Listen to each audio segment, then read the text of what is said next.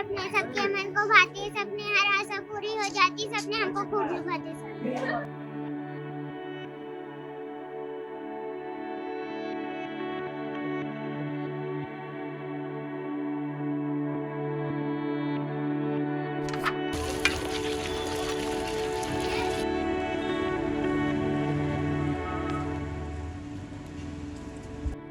ये सिंगरौली में मोरवा की कोल माइंस है। मोरवा सिंगरौली का मुख्य इलाका है। लोग सिंगरौली को इसलिए भी जानते हैं कि यहाँ सबसे अधिक कोयला क्षेत्र हैं।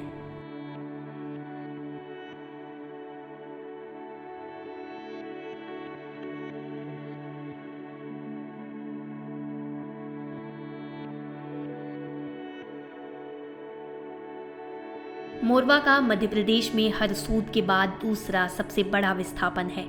30 जून 2004 यानी 20 साल पहले हरसूद के करीब 245 गांवों के 2.5 लाख लोगों को विस्थापित कर दिया गया था। वहीं अब 11 वार्डों के मोरवा में 2 लाख की आबादी वाले 30 से 35 हजार परिवारों को विस्थापित किया जा रहा है। मैं यहाँ 2006 से विस्थापित हूँ।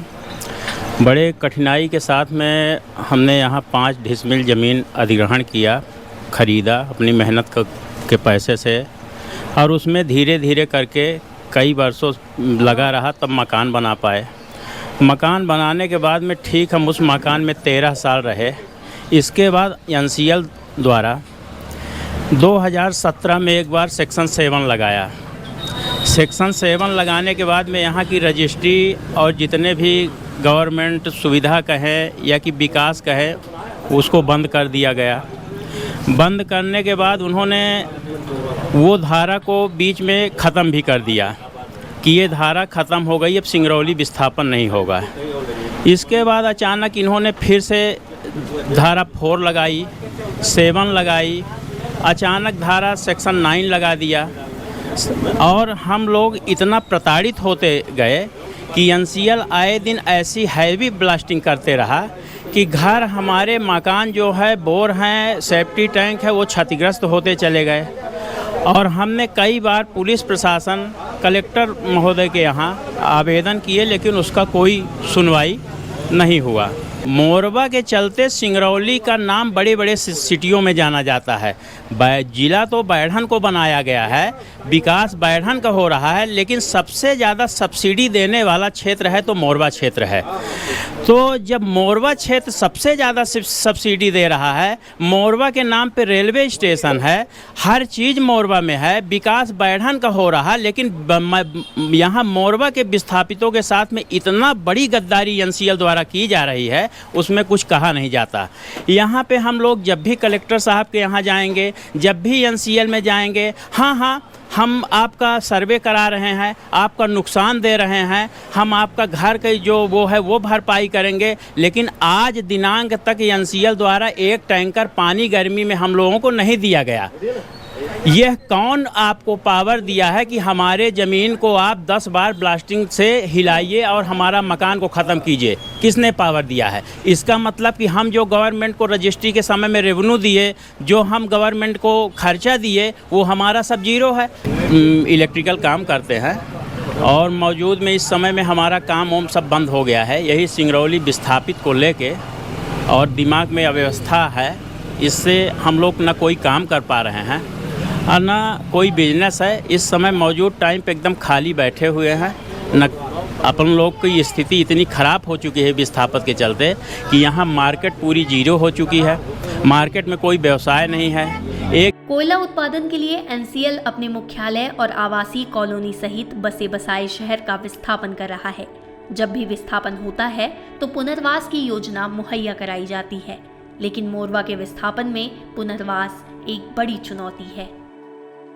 जिसका विस्थापन हो रहा है उसके विषय में कोई चर्चा नहीं कर रहा है, ना NCL ध्यान दे रहा है, ना कोई ध्यान दे रहा है।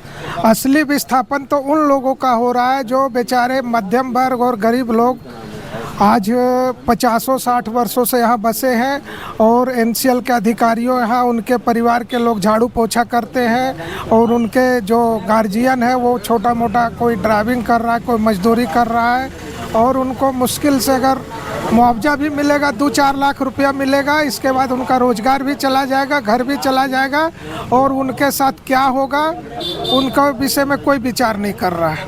और वो आबादी सबसे ज़्यादा है, कमाने खाने वाले आबादी सबसे ज़्यादा है और असली विस्थापन वही लोग का होने जा रहा है। और उनके विषय में ना उनसे कभी एनसीएल सर्वे कराया और ना ही कोई बड़े नेता कराए कि वो उन लोगों के विषय में क्या हो रहा है, उनका कहाँ रोजगार मिलेगा, आने वाले समय में उनके साथ क्या होगा। मोरवा के लोगों ने पुनर्वास के लिए एनसीएल के सामने कुछ अहम शर्तें रखी हैं। सेक्शन 9(1) के तहत मिलने वाली सभी जमीन को स्थायी मुनारा या ट्रेंच बनाकर मार्क किया जाए। मोरवा नगर निगम में है, इसीलिए पुनर्वास का स्थान भी नगर निगम के किसी इलाके में हो। जो लोग मुहैया कराई गई जमीन को नहीं लेना चाहते उन्हें 25 लाख रुपए का मुआवजा दिया जाए। मोरवा ने पहले भी विस्थापन का दंश झेला है, इसलिए जिस वार्ड का बाजार मूल्य सबसे अधिक है उसी आधार पर पुनर्वास इलाके का बाजार मूल्य तय हो। एनसीएल द्वारा चल रही सेक्शन 9(1) के तहत विस्थापितों को कोल इंडिया लिमिटेड और चल रही R&R पॉलिसी के अंतर्गत डिसेंडिंग ऑर्डर के तहत नौकरी दी जाए।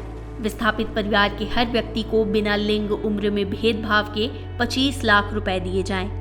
मोरवा में सालों से कई उद्योग चल रहे हैं जिन्होंने सैकड़ों लोगों को रोजगार दिया है, इसलिए विस्थापित इलाके में एक औद्योगिक क्षेत्र बनाकर इनकी बसाहट की जाए जिससे आश्रित श्रमिक को भटकना ना पड़े। इसी तरह लोगों ने पुनर्वास की करीबन 24 शर्तें रखी हैं।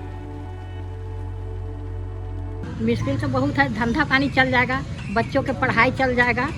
बताइए कहाँ जाएंगे, कहाँ रहेंगे, कहाँ जमाएंगे दुकान।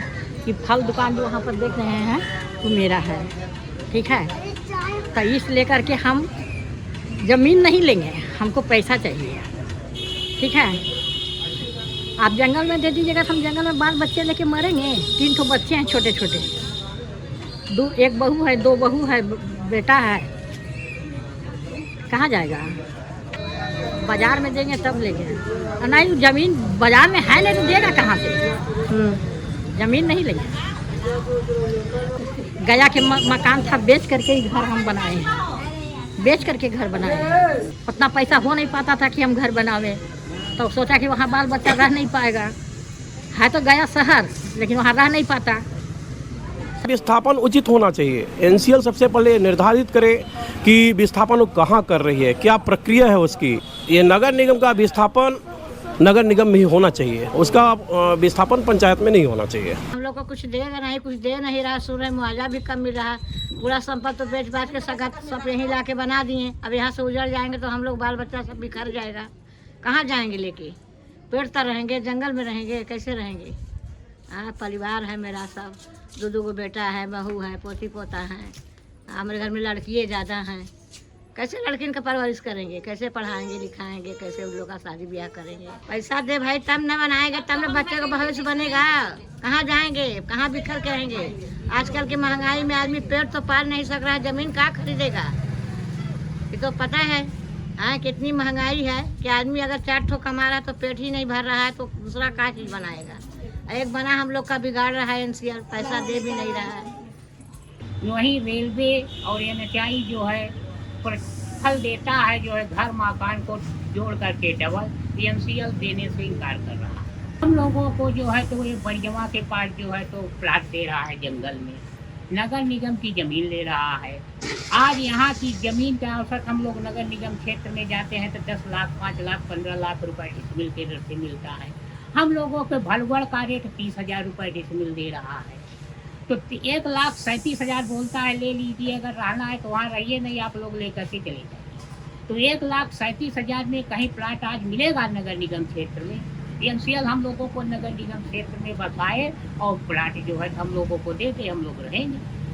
नहीं तो जो बाजार रेट है वो रेट हमको पैसा दे। एक शहर को बसाया उजाड़ा जा रहा है। एनसीएल यहाँ 3 बार उजाड़ चुका है सिंगरौली को। 3 बार में एक भी कॉलोनी कहीं भी बना के किसी विस्थापन को नहीं दिया है। 2014 से कोयला उत्पादन क्षमता को बढ़ाने के लिए मुंगेर सब बेसिन में तेजी से कोयला खनन पर जोर दिया गया। 2032 तक के लिए इस प्लान का सबसे बड़ा पहलू मोरवा का विस्थापन है। एनसीएल का टारगेट 10 सालों में कोयला उत्पादन शुरू करना था और शुरुआत हो चुकी है।